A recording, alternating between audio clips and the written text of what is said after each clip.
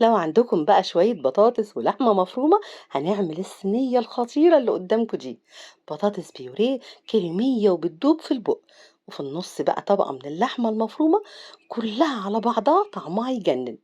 كريسبي من على الوش ومن جوه سايحة ودايبة كده جوه بعضها. بجد لازم تجربوا البطاطس بالطريقة دي، هتدمنوا طعمها. يلا بينا نعملها على طول. بس إذا عجبكم الفيديو ما تنسوش تعملوا له لايك وشير، ولو كنتم جداد على القناة يسعدني اشتراككم ووجودكم معايا فيها.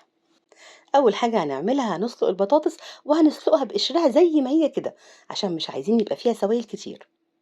هنحطها في حلة ونحط عليها مية تغطيها ورشة من الملح، وهنسيبها بقى لحد ما تستوي كويس قوي.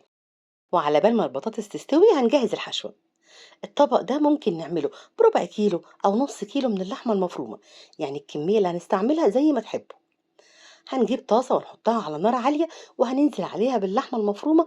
عايزين بقى نديها صدمة عشان ما تنزلش ميتها. هنفردها في الطاسة ومش هنقلب دلوقتي. أول ما نلاقي لونها غير من تحت، نقلبها بقى على الناحية التانية، لونها يغير برضو وتاخد كلها لون واحد. نقلبها بقى تتشوح كلها مع بعضها. ولو فيها أي كتل، ممكن بقى بهرسة البطاطس أو بشوكة نفكها من بعضها عشان تبقى ناعمة. وبعدين هننزل عليها ببصلة كبيرة أو بصلتين متوسطين مقطعاهم صغير. وهنشوح بقى البصل مع اللحمة تشويحتين كده يطرى شوية. وبعدين هنتبلهم بمعلقة صغيرة بس مش مليانة قوي، من الملح والفلفل والبابريكا. وظبطوا طبعا طعم الملح زي ما بتحبوا طعمه. نقلبهم بقى مع بعض شوية، ريحة التوابل بس تطلع. وبعدين هنغطيها ونسيبها على نار هادية تنزل ميتها وتستوي فيها. البطاطس خلاص استوت كويس قوي. صفيتها بقى من ميتها، ولما هديت شوية قشرتها. وهنهرسها بقى بهراسة البطاطس أو بشوكة لحد ما تبقى ناعمة وكريمية بالشكل ده. عايزين بقى نظبط البطاطس ونعزز الطعم شوية. هنحط عليها 3 أو 4 معالق كبار مليانين من الجبنة الرومي المبشورة، بتدي طعم حلو قوي للبطاطس. وهنحط كمان 3 أو 4 معالق كبار مليانين من القشطة، اللي هي بتاعت وش اللبن. ممكن تستبدلوا القشطة بكريمة زي ما تحبوا. ولو عايزين تعززوا الطعم أكتر كمان، ممكن تضيفوا معلقتين أو 3 من الزبدة، بتخلي طعم البطاطس كريمي وخطير. ظبطوا طعم البطاطس بالمتاح والمتوفر عندكم. ومعاه بقى نص كوباية من الحليب سخن، هنضيف منه شوية ونخلط. ونشوف بقى القوام، لو لقينا لسه محتاج نزود كمان شوية. وهنتبله بنص معلقة صغيرة من الملح والفلفل الأبيض أو الأسود. ونقلب بقى كله مع بعضه، ونظبط طعم الملح زي ما احنا عايزين.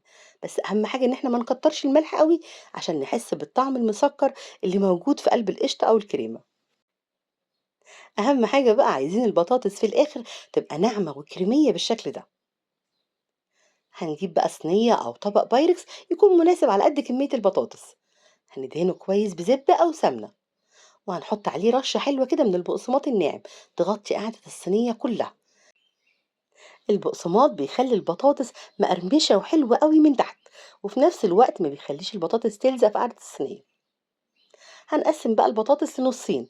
هناخد أول نص ونوزعه في قاعدة الصينية كلها، ونفرده بقى كويس ونسويه كده. وبعدين نحط عليه الحشوة، ونرجع نكمل بقية الجزء التاني. بس برضه هنقسمه لنصين، لأن البطاطس لما بنحطها على الحشوة واحنا بنفردها، الحشوة بتلزق فيها. فأول طبقة دي هنغطي بيها الحشوة، ولو لزق فيها أي حاجة مش مشكلة. وبعدين الشوية الباقيين هنحطهم بقى براحتنا، الحشوة مش تلزق فيهم خلاص.